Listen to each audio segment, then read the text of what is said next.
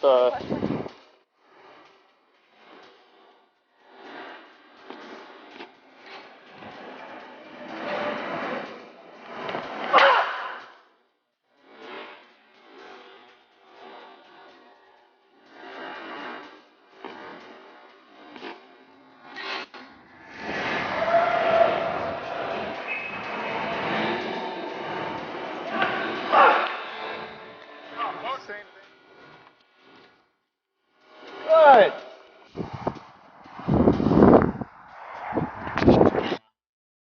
Hi, my name is Jim Vahrenkamp, and I am a track coach at the University of South Dakota.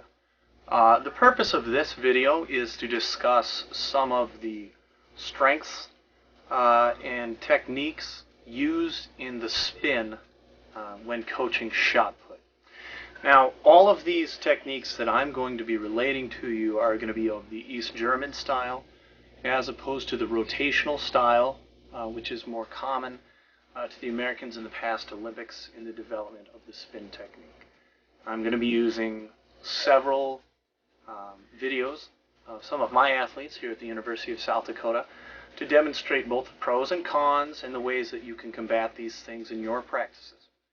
I think some of you have seen my video on discus, and this hopefully will be very helpful in assisting you articulate the different drills and the ways that you can teach your kids to get great separation and throw big. And so in the next couple minutes, I hope that I can help you help your kids. So let's get started.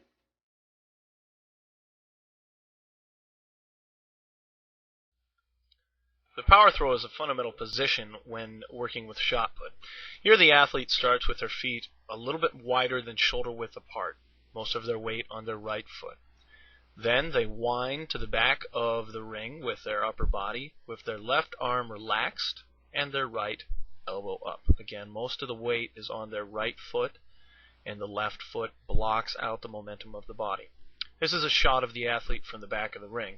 You can see that their weight is on their right foot again, and their right elbow is up, and their head is on or towards the shot with the left relaxed. Here in a slow motion clip, we see that we start by lifting the left and turning on the right, the lower body turning before the upper body.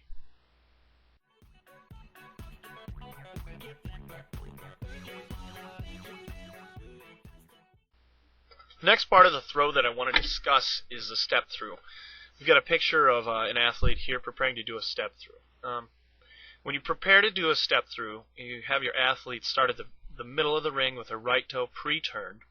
As you can see this athlete doing, they try to sweep the left leg through while pushing the right elbow up and keeping the upper body back. I've got a slow-mo clip here of one of my athletes, and you can see that they really push the right side up, and everything pauses just for a moment before everything goes through. Sometimes I have trouble with my athletes really hanging their lefts, and so you can see, as in this clip, where I've thrown in a board so that they can know not to bring that left around in the same fashion. Sometimes I'll actually get into the ring and stand there to give them added incentive not to kick me and to really sweep that left through nice and tight around their right leg and get it down.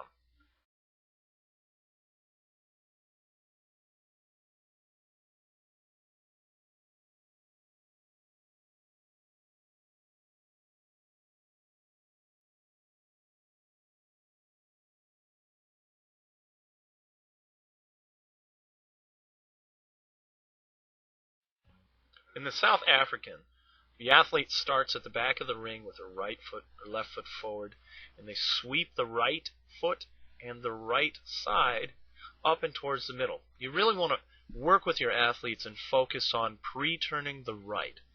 As they get to the front of the ring, they also really want to work on catching a visual focal point, which is with their head to keep their upper body back so that their lower body can turn ahead of the upper body. This creates what we like to call separation. And an athlete gets separation when, in this video, you hear the hips are all the way through, and then they drag the upper body through with them, too. Now, the South African, you really want to focus on getting the left foot down, and you really also want to focus on getting the right side through and blocking with the left and really pushing up. Some other things that are important to consider when you're coaching athletes in the South Africans. You want to race the left and the right down. Often when I'm having trouble with athletes getting across the ring, I put down a 2x4, as you can see in this video, for them to visually see something that they have to cross. I rarely have athletes who actually step on the 2x4. They're pretty good about sweeping across the ring.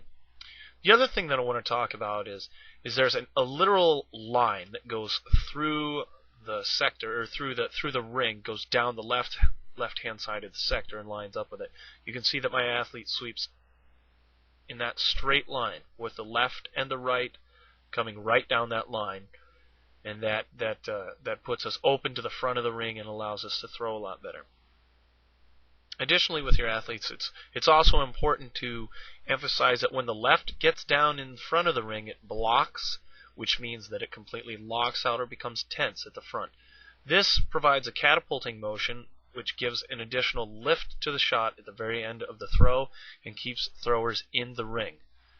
No throw is worth anything when we scratch. So this is very important and something that I really like to emphasize with my athletes.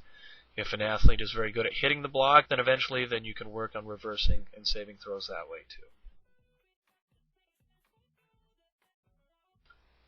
The obvious next place to proceed in the throw is to the full.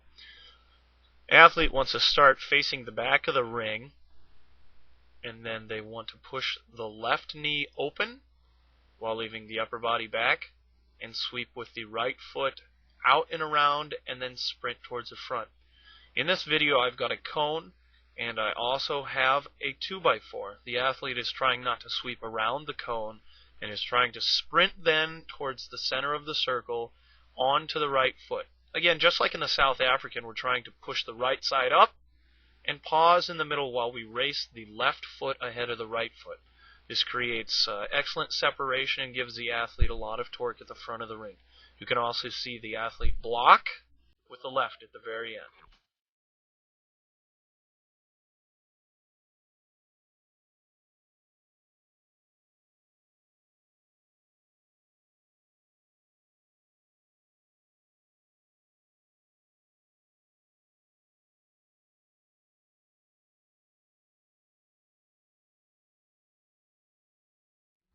Just like the spin, it's important to start with a power throw for those who go with the gliding technique.